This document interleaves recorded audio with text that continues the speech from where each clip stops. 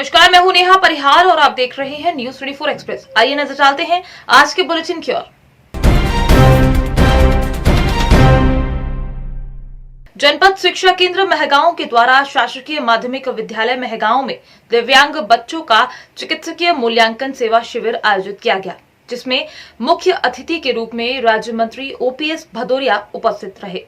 आपको बता दें कि जनपद शिक्षा केंद्र महगांव द्वारा 6 से 14 वर्ष के दिव्यांग बच्चों का चिकित्सकीय मूल्यांकन शिविर शासकीय माध्यमिक विद्यालय में आयोजित किया गया। इस शिविर में जिला चिकित्सालय से आए आमलिको जबलपुर से आई टीम द्वारा बच्चों का मूल्यांकन किया गया, जिसमें अस्थिबाधित, नेत्र परीक्षण एवं मानसिक दिव्यांगता का परीक्षण कर मुख्य अतिथि श्री ओपीएस भदौरिया मंत्री मध्य प्रदेश शासन द्वारा बच्चों को प्रमाण पत्र प्रदान किए गए। कोलसिया बुगला गांव में नेत्र भूमिया मंदिर के नव निर्माण के लिए गुरुवार को भूमि पूजन हुआ। नेताजी दादा सेवा समिति के ख्यालीराम बुगालिया व नंदू सिंह ने बताया कि समारोह के मुख्य यजमान सरपंच आनंद बुगालिया व संतोष सिंघानिया थे। पंडित राजेंद्र शास्त्री व रमाकांत पारिक ने पूजा अर्चना की। समारोह में सर्व समाज के लोग बड़ी संख्या में उपस्थित हुए।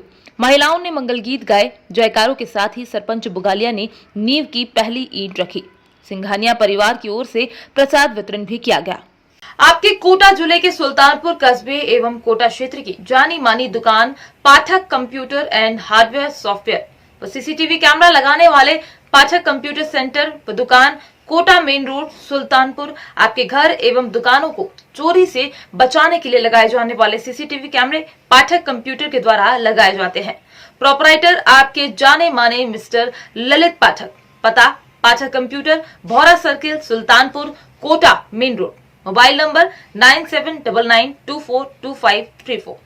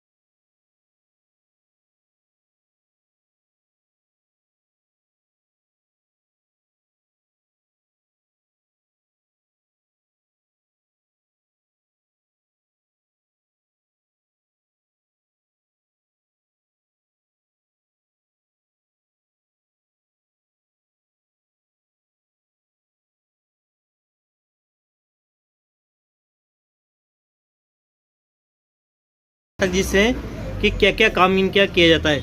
ललित पाठक जी से।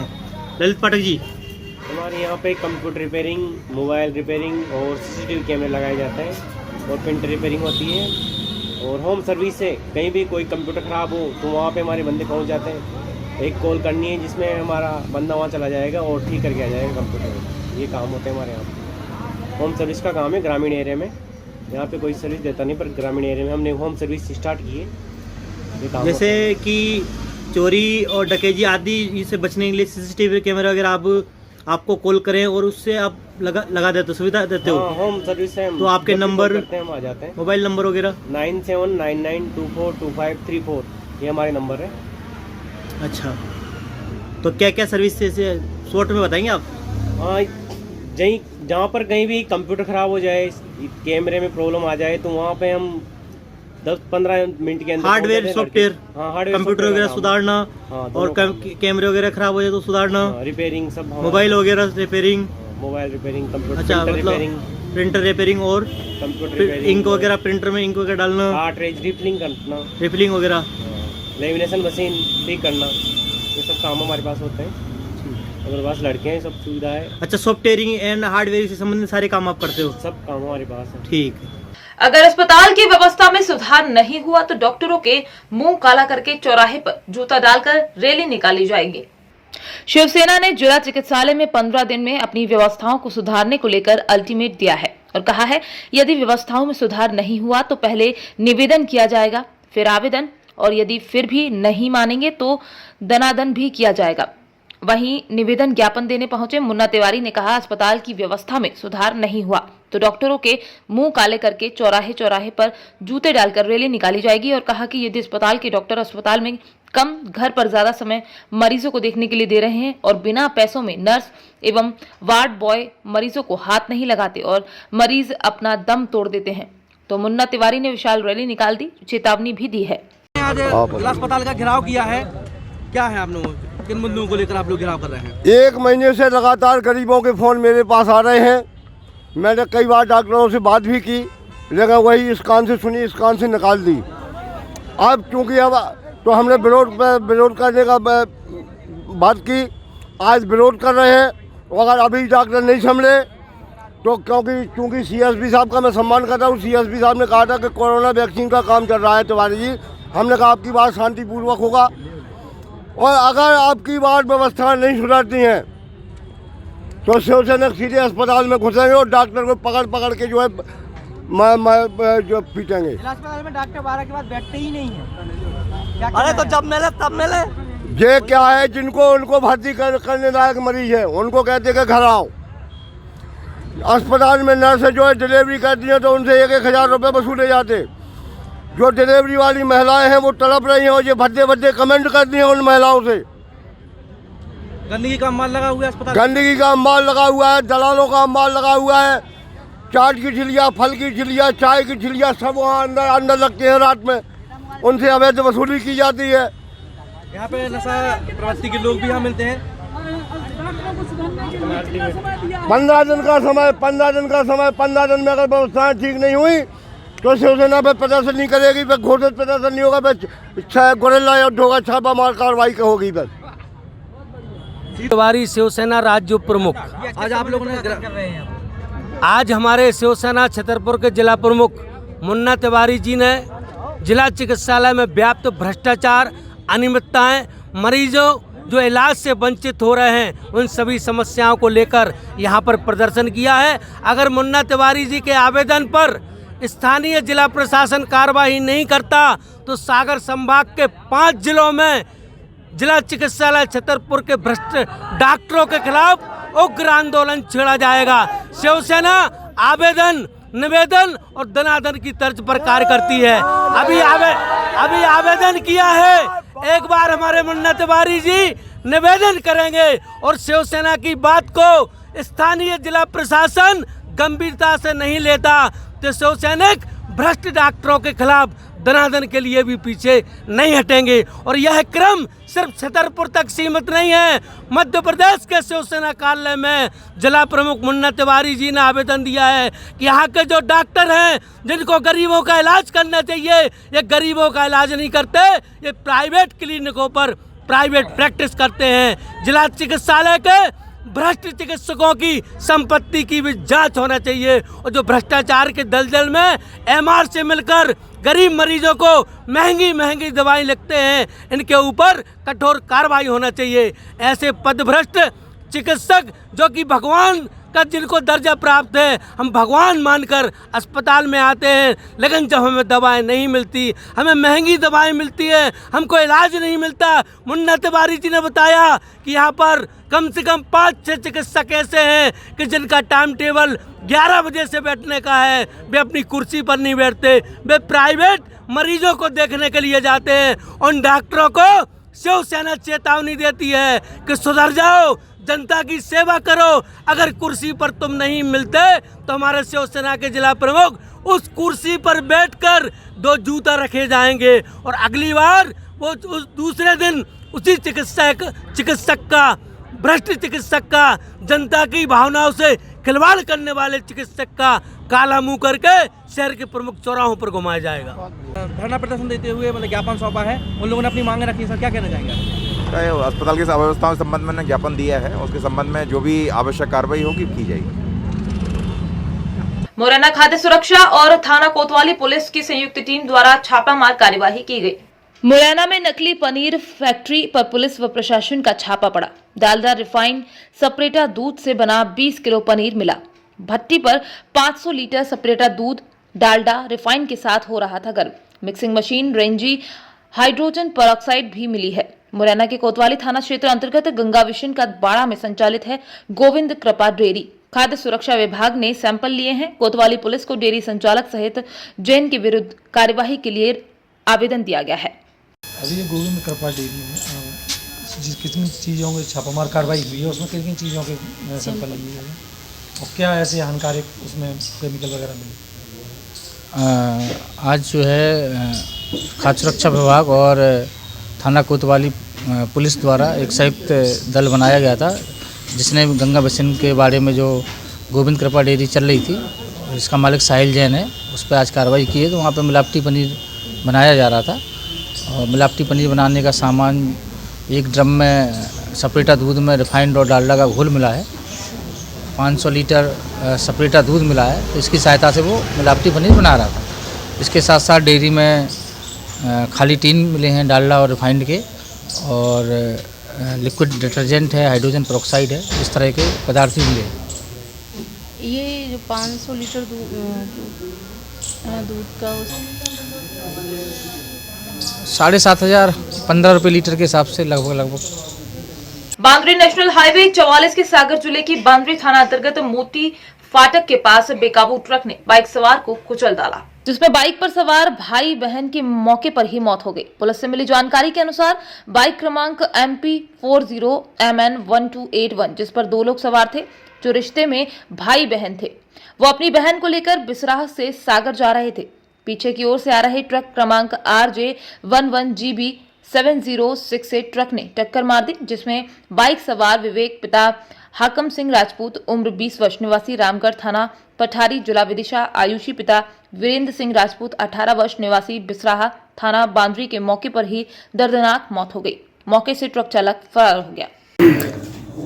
आज दोपहर को लगभग 2 बजे national highway number 44 four lane पर मोठी के पास एक एक्सीडेंट हुआ है, जिसमें 2 बच्चे थे। बच्ची का नाम आयुषी पिता वीरेंद्र सिंह ठाकुर निवासी बिसरा की थी, जो कि अपने रिश्तेदार विवेक पिता हाकम सिंह राजपूत निवासी रामगढ़ पठारी के साथ मोटरसाइकिल से सागर जा रही थी।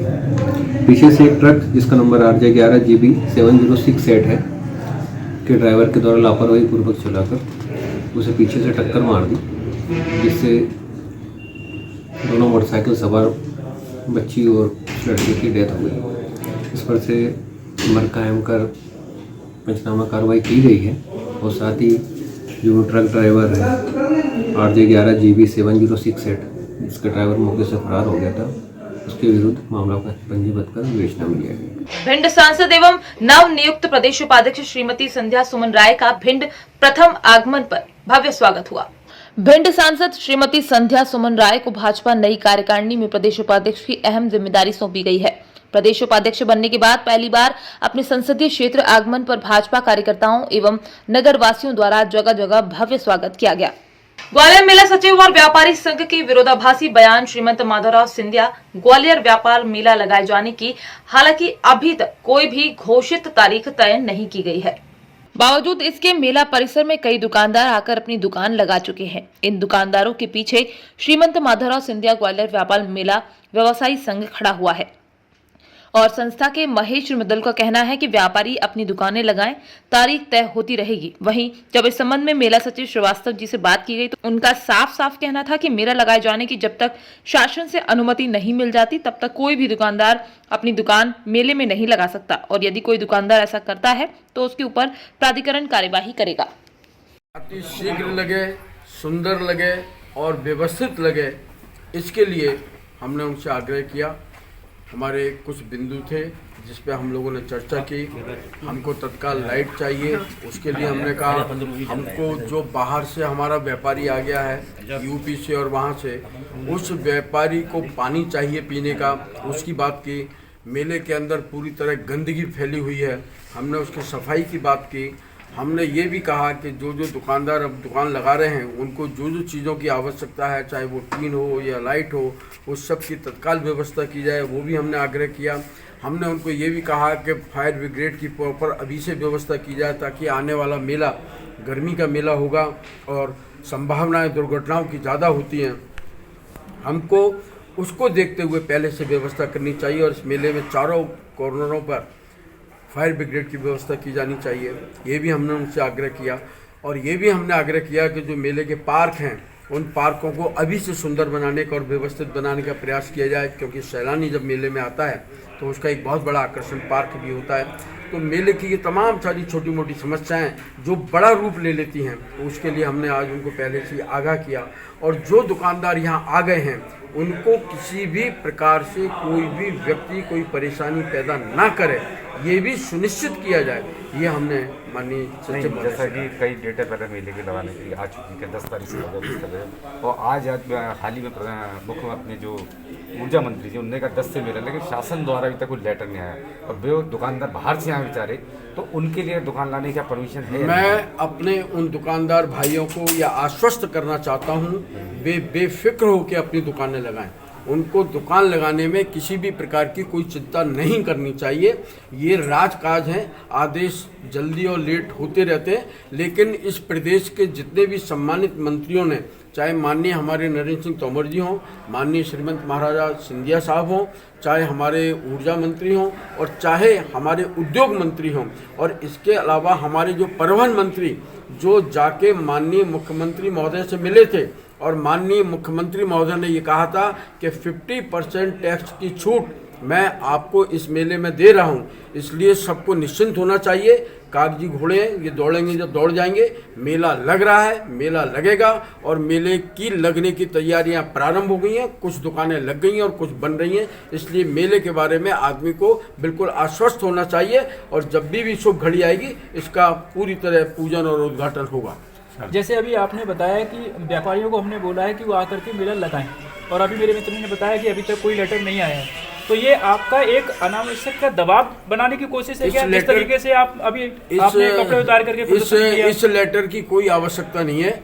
हम सभी दुकानदारों का 95% इस मेले की दुकानें पिछले वर्ष ही रिजर्व हो जाती हैं, तो हम किसी दूसरे की दुकान पर नहीं बैठ रहे। जो हमारी अपनी रिजर्व दुकानें हैं, अखबारों में छपा, सचिव महोदय ने बोला कि जब तक मेले की तारीख डिसाइड नहीं होती कोई दुकान नहीं लगा सकता, हम कार्रवाई करेंगे। ये कौन बोलता है? ये कौन बोलता है भाई? कार्रवाई करने वाला होता कौन है? सचिव कौन है ये? ये मेला, अरे आप सुन लीजिए, यहाँ मेला प्राधिकरण का केवल 3 काम होता है: मेले की जगह का किराया लेना, मेले में झाड़ू लगाना और मेले में लाइट की व्यवस्था करना। इसके अलावा तो सारा काम दुकानदार करता है ना भाई। तो दुकानदार साल भर तक मेला नहीं लगा सकता ना भाई साहब, जब तक परमिशन नहीं मिलेगी तब तक दुकान कैसे लगाएंगे? आप किसको परमिशन बोल रहे हैं? मैं ये अभी तक नहीं समझ पा रहा हूँ। मेरा कहना ये नहीं, आप जिसकी परमिशन आप हो गई, मेला लग गया, मेला लग चुका है, मेला लग रहा है। हमारे मंत्री महोदय ने हमको कह दिया कि मेला लग रहा है, आप लोग तो आइए और लगाइए। जो मैंने कहा है कि जो कानूनी कार्रवाई जो होनी है वो पूरी हो जाएंगी। कौन से मंत्री? उसमें कोई, अभी तो मैंने नाम लिया भैया चारों का, आपने सुना नहीं? आपने मैंने निवेदन किया कि माननीय ऊर्जा मंत्री जी ने भी अभी कहा, माननीय उद्योग मंत्री जी ने कहा, माननीय सिंधिया साहब ने कहा, माननीय तोमर साहब ने कहा कि मेला लगेगा लगेगा लगेगा, और मेला लग रहा है। डेट आप लोग तय कर लो भाई। हमेशा इस मेले में उद्घाटन की तिथि आगे पीछे होती रहती है। उद्घाटन की तिथि जब राजनेताओं को सुविधा होती है तब वो अपनी सुविधा के तय करते हैं। हम उद्घाटन की तिथि पे चर्चा ही नहीं कर रहे हैं, हम तो मेला लगने की बात कर रहे हैं। और भैया ये पूरा मेला इतना बड़ा मेला है कि इस मेले को लगने में समय लगता है। बाहर से दुकानदार आता जाता है, अपनी दुकानें लगाता जाता है, मेला लग जाता है। तो ये आपके साथ ही कल से दुकान लगाना शुरू कर देंगे?